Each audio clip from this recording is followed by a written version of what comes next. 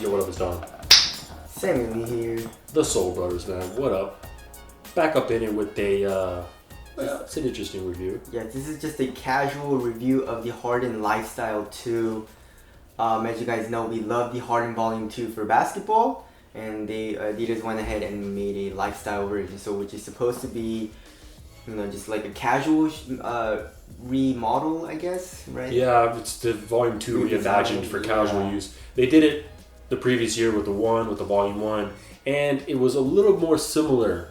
Yes. In quite a few different ways. Yeah. This one they made a little bit more of a departure, but still somewhat similar. Yes, it is $160, which is $20 more than the Volume 2. And yeah, it is basically a full redesign. There are some, you can definitely tell it is a Harden, but you kind of can't, I guess, if you didn't really know anything about shoes, I guess.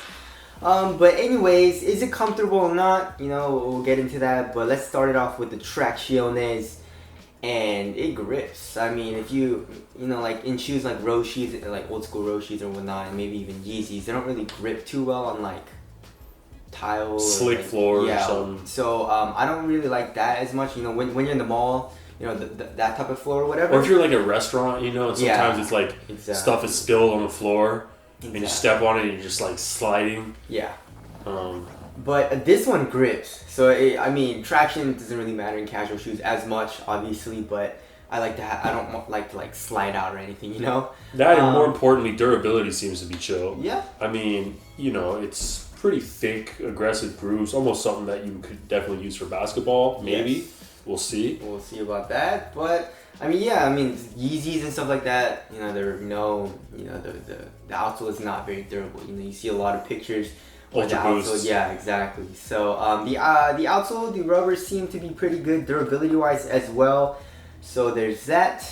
Moving on to the cushion, which is the probably the most important, or one of the most important aspects for me for a casual shoe, because I like to have a very nice cushion underneath my foot, you know. And they did, you know, switch it up just a little bit. They just removed the caging here a little bit on the lateral side from the Volume 2, and the actual like insole or the strobe board is replaced, and it's a netted strobe board, and that's what you can find in like Ultra Boost and stuff like that, or more on their casual models.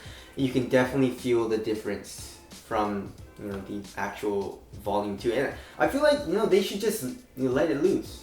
You know, like, let that boost loose. Exactly. Why do you have to do so much with the stiff strobe board in the Volume 2? We like our boost, you know, non-GMO, 100%, grain-fed, cage-free, lacking is, you know, boost, certified USDA, and that's nice for them to do that. Exactly, and you can definitely feel the boost a lot easier underneath your foot.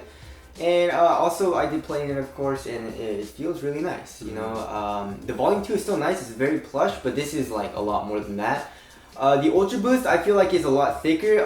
The boost here in the Volume 2 in the Harden model is actually just comes up on the side, so it's actually a lot thinner where your foot is actually is. You know what I'm saying? So your foot is probably around like halfway underneath this boost.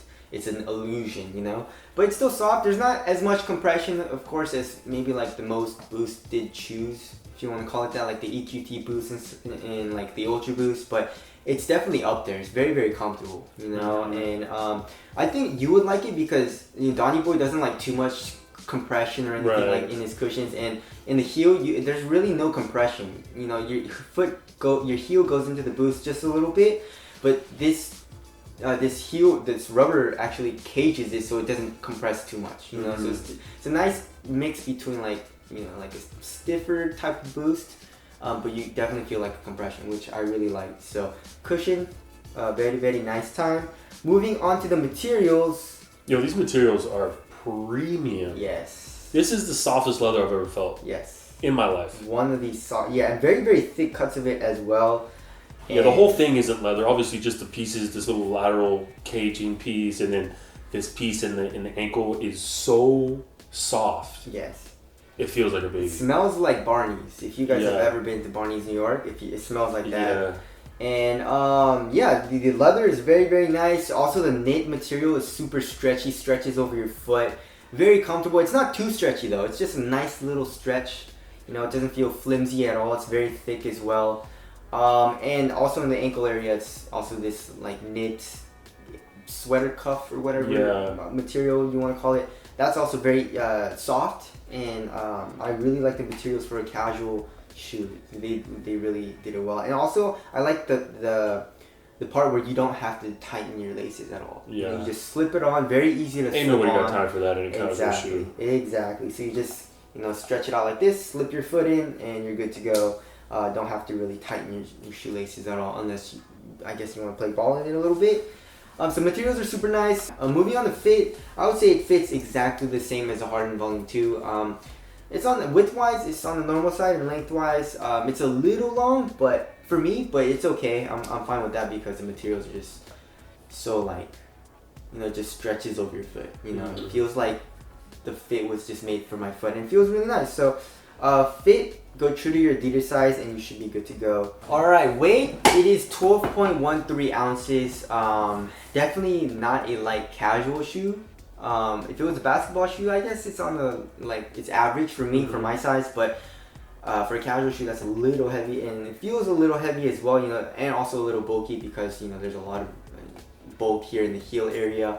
But they definitely toned it down from the Volume 2. So but just sliding it on, it feels very cozy. You know what I'm saying? So, but it's been crazy hot out. Yes. How is that ventilation? You sweating in these? Yeah, it's pretty hot in here. I mean, it looks like there's a good amount of ventilation holes, but there is an underlaying material underneath this stretchy knit material. So, I found myself taking off the shoes. Super hot in these shoes. So just watch out for that. But I feel like it would be a nice warm little shoe for when it's a little colder out.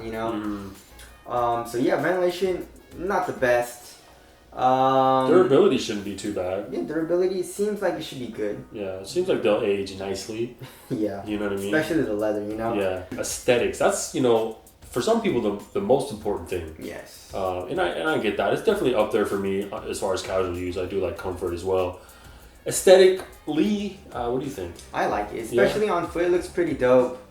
And I like it too, for what it is, but I feel like we're already kind of moving away from this type of vibe. Yeah, it's more like a little bit. Well, it's just kind of played like. Remember today when we were at the mall? And there was a whole bunch of girls. There was a whole squad of 13-year-old girls rocking Air Monarchs. Air Monarchs and weird bulky dad shoes like K-Swiss or something. Yeah, some K-Swisses and maybe some Fila's or something. I guess that's cute. Oh my god, stuff like that. Yeah. But I don't think this is. It looks dope to me, but it's not I feel like it's gonna get dated really fast. Yeah, exactly. So, but yeah. Anyways, wrapping things up for $160, which is super expensive. I mean, comparing to the Ultra Boost is like $180, and for the Climbers it's like $200. Yeah. It's alright, $160. But if you want a nice, comfortable, casual shoe, this is a good option to get. And if you like Hardens, go ahead. To be honest, these are some of the most premium materials of an Adidas shoe. I'm trying to think other shoes. I mean, it's just nice materials. Yeah, it feels like stupid premium, like a high fashion shoe or something, Exactly. For not a high fashion shoe price, I don't know. Yeah, so if you want a comfortable shoe, and if you think it's a good looking shoe as well, go ahead and cop. I would probably wait until it's on sale. It'll probably go on sale in a few months, pretty quickly. They're everywhere. I don't think a lot of people are buying it. But if you want a nice, comfortable, good looking shoe, then this is a cop, and I really enjoyed just walking around in them. So anyways, that's it. That's the review. Tell us what you guys think aesthetically. Do you guys think it looks good? And do you think Adidas should keep making lifestyle versions of their Adidas? Yeah, but they don't do it for anybody else. Really. Yeah, it's just Harden. Just Harden. And Nike used to do it, and nobody bought them. Remember LeBron lifestyle and KD. Nobody bought those. All those Westbrooks. I feel like Adidas does it a little bit better. And if you guys want to cop a pair of these, we'll leave a link in the description box below. But anyways, that's it. That's the review. Thank you guys for watching. We'll see you guys next one. Later. Peace.